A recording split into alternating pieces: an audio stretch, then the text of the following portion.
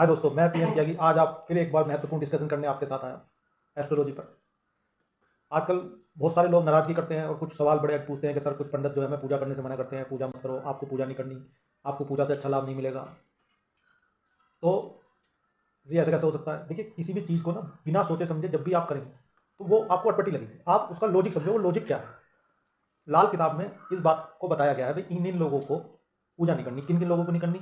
जिनका भी बृहस्पति 10वें घर में, 11वें घर में या 10वीं राशि में या 11वीं राशि में होता है, या 7वीं तुला राशि में भी होता है या 7वें घर में होता है, तो उनको पूजा करने से मना किया जाता है। मना करने क्यों किया जाता है? देखिए, 10वां और 11वां घर जो है वो शनि के घर है, और शनि जो आता है वो कर्म के फल देने आता है। वो कहता है कर्म कर, वो आदमी से कर्म कराने के लिए आता है। शुक्र जो होता है, शुक्र मौज मस्ती ऐशो आराम शान शौकत का प्लेनेट होता है। अब इन घरों में जब बृहस्पति बैठ जाता है तो बृहस्पति क्या है कि आदमी को पूजा पाठ की तरफ खींचता है। तो आदमी जो है पूजा पाठ कर्म छोड़ के भगवान के पीछे आगे भागने लगता है। बस मेरा ये कर दो, मैं ये कर दो। वो दिन भर पूजा करके बस अपनी फल पाना चाहता है, मेहनत नहीं करना चाहता। तो शनि यहाँ ये कहते हैं भाई, पूजा से फल का क्या मतलब है? कर्म कर तो फल मिलेगा। और क्योंकि उन्हें तो कर्म कर्म का फल देना है, तो उन्होंने कर्म का फल देना है, तो वो तो आप आदमी कर्म से हटके पूजा पर लग गया, भगवान से केवल डिमांड कर रहा है कि भाई दे दो। तो इसलिए शनि नाराज हो जाते हैं और शनि के नेगेटिव इंपैक्ट जो है वो आदमी को आने लग जाते हैं। दूसरा क्या है, इसी कारणों से जो बृहस्पति देव है वो शनि की 10वीं जो राशि होती है मकर राशि, उसमें नीचे हो जाते हैं। उनके नीचे होने से आदमी क्या होता है, आदमी पूजा पाठ सिर्फ लालच के बस से करता है, या देख दिखावे के लिए करता है कि लोग उसे अच्छा इंसान समझे, समाज में उसका सम्मान हो।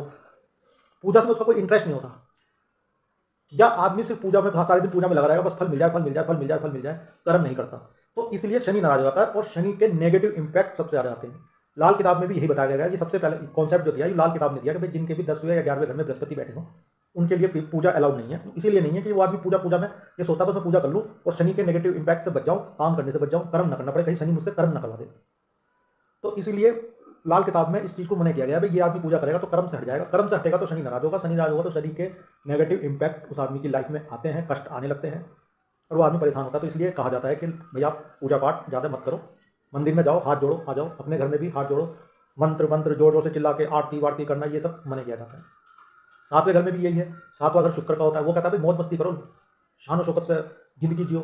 आदमी पूजा पाठ में लग जाता है तो वहाँ शुक्र खराब हो जाता है। तो 7वें घर में जब बृहस्पति देव बैठ जाते हैं और आदमी पूजा पाठ करने लगता है तो शुक्रदेव कहते हैं भाई तुम पूजा करने थोड़ी आए हो, धरती पर आए हो तो सुख भोगना है, सुख भोगो। और आदमी पूजा पाठ में लग गया तो शुक्र खराब होता, अपने नेगेटिव इंपैक्ट देगा ही देगा। तो इन कारणों से पूजा करने के लिए मना किया गया है। पूजा करना वैसे कोई मनाही नहीं है, भगवान का नाम लेने के लिए कोई मनाही नहीं है। इन घरों में अगर आपका बृहस्पति बैठा है आप हाथ जोड़िए, मन में श्रद्धा रखिए, कोई दिक्कत नहीं है, कोई नेगेटिव इंपैक्ट नहीं आएगा। मैंने हजारों कुंडलियों में देखा, नहीं आया। आया किसी जो बहुत भजन कीर्तन मंडली और दान पुण्य ये सब दिखावा विखावा करने लगा तो फिर भाई शनि और शुक्र जो है वो अपने नेगेटिव इंपैक्ट देंगे ही देंगे, क्योंकि वो उनके घर है और उन घरों में का जो काम है वो आपको करना ही पड़ेगा उन्हीं के हिसाब से। तो इसको लेके विचलित ना हो कि जो पंडित जी ने पूजा को मना कर दिया था, वो कोई पूजा को मना करता है, ये करता है, भाई उन्हें पता है कि उस पूजा का फल क्या होगा। आप पूजा आप किस पर्पज से करोगे वो उस पंडित को वो पता है, वो गृह को भी पता है कि आपकी पूजा का मोटिव क्या है।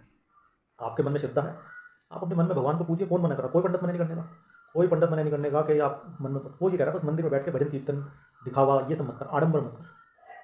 तो ये एक महत्वपूर्ण विषय था जिसपे बहुत लोग जो है वाद विवाद करते हैं जी, तर्क वितर्क करते हैं। हर चीज़ का एस्ट्रोलॉजी में लॉजिक है। आप बस लॉजिक को पकड़िए और लॉजिक को समझिए।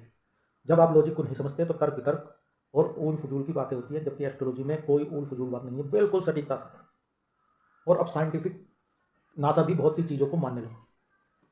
तो जिन लोगों के खूब सवाल थे कि जी बस पूजा करने से पंडित क्यों रोकते हैं, पूजा करनी चाहिए, पूजा से मना करते हैं, तो मैंने आपको ये बताया केवल उन्हीं लोगों को मना किया जाता है जिनका 7वें घर में, 10वें घर में, 11वें घर में या 7वीं राशि में, 10वीं राशि में, 11वीं राशि में बृहस्पति देव होते हैं। इन्हीं लोगों को पूजा से मना किया जाता है, क्योंकि आदमी पूजा के चक्कर में शनि के और शुक्र के कामों को अवॉइड करता है और वो नाराज हो जाते हैं और उतने बुरे फल देते हैं। धन्यवाद आज के लिए।